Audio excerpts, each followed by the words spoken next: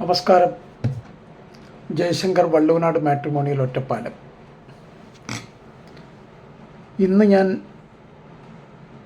പറയാൻ പോകുന്ന ആൺകുട്ടി അല്ലെങ്കിൽ ഗ്രൂമിൻ്റെ ഡീറ്റെയിൽസ് അഭിജിത്ത് ബാലഗോപാലിനെ പറ്റിയിട്ടാണ്. അഭിജിത്ത് ബാലഗോപാൽ ഉത്രം നക്ഷത്രമാണ്. 33 വയസ്സ്,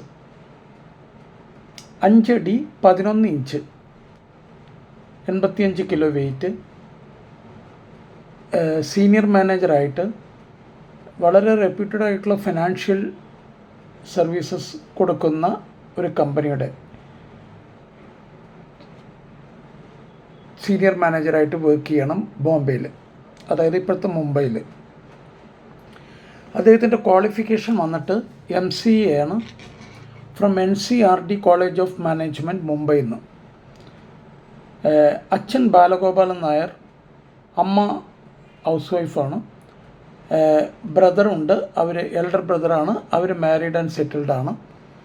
ഇവർ പാലക്കാട് സ്വദേശികളാണ്. പാലക്കാട് തന്നെ സെറ്റിലാണ്. പാരൻസൊക്കെ പാലക്കാട് തന്നെയാണ്. പാലക്കാട്, ബോംബെ ഇങ്ങനെയായിട്ട് കഴിയുന്നു. ഈ കുട്ടിക്ക് ബോംബെയിൽ സ്വന്തമായിട്ട് ഫ്ലാറ്റും കാര്യങ്ങളൊക്കെ ഉണ്ട്.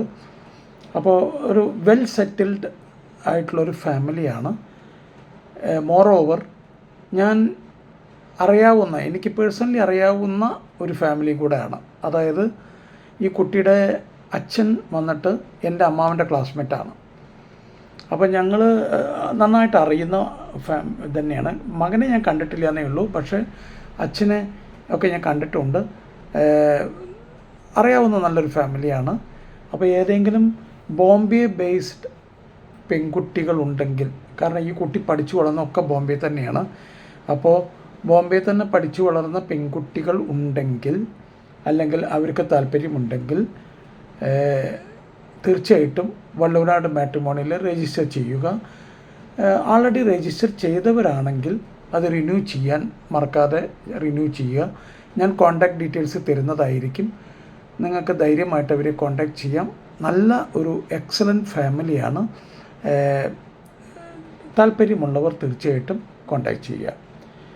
ഞാൻ ഒരിക്കൽ കൂടെ ആവർത്തിക്കാം.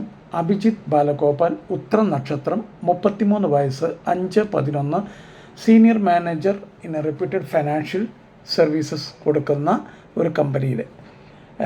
MCA from NCRD college of management, Mumbai. 22 ലക്ഷം രൂപയാണ് സാലറി. ബോംബെ തന്നെ സെറ്റിൽഡാണ്. ബാലഗോപാലൻ നായരാണ് അച്ഛൻ്റെ പേര്. എൽഡർ ബ്രദർ മാരേജ് ചെയ്തിരിക്കുന്നു. അവർ വെൽ സെറ്റിൽഡാണ്. അവർ ആൾറെഡി മാരീഡ് ആൻഡ് സെറ്റിൽഡാണ്. ദെൻ അവർ മുംബൈയിൽ തന്നെയാണ്. ആൻഡ് മോറോവർ ഇവർ അച്ഛൻ അമ്മ നാട്ടിൽ തന്നെയാണ്, പാലക്കാടാണ്. അവരിങ്ങനെ ബോംബെ നാട് പാലക്കാടൊക്കെ ആയിട്ട് ഇങ്ങനെ കഴിയുകയാണ്. അപ്പോൾ ആരൊക്കെയെങ്കിലും ബോംബെ ബേസ്ഡ് പെൺകുട്ടികൾക്ക് താല്പര്യമുണ്ടെങ്കിൽ തീർച്ചയായിട്ടും വള്ളുവനാട് മാട്രിമോണിയിൽ കോൺടാക്ട് ചെയ്യുക.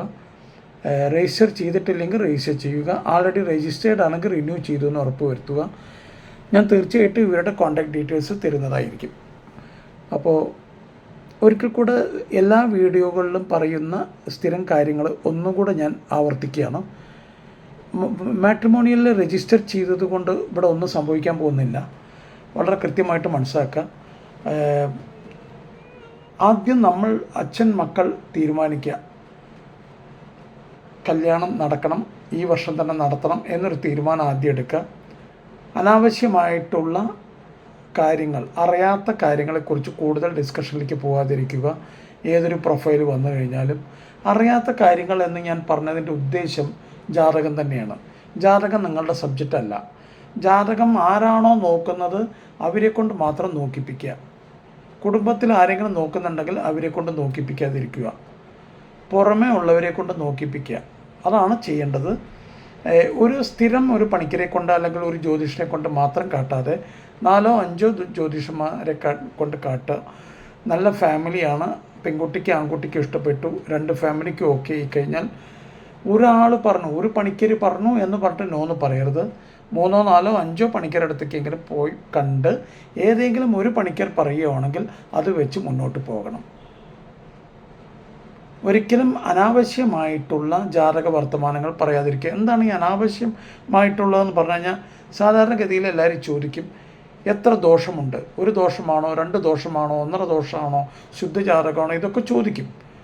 അറിയില്ല എന്ന് പറയുന്നതാണ് ഏറ്റവും നല്ല ആൻസർ. നിങ്ങൾ എന്തൊക്കെ പറഞ്ഞു കഴിഞ്ഞാലും പെൺകുട്ടിയുടെ വീട്ടുകാരായാലും ആൺകുട്ടിയുടെ വീട്ടുകാരായാലും ഇതെല്ലാം നോക്കും. അപ്പോൾ പിന്നെ എന്തിനാണ് നമ്മൾ പറയാൻ നിൽക്കുന്നത്? അവർ നോക്കിക്കോട്ടെ, അവർ നോക്കട്ടെ. അങ്ങനെയാണ് അത് ചെയ്യേണ്ടത്.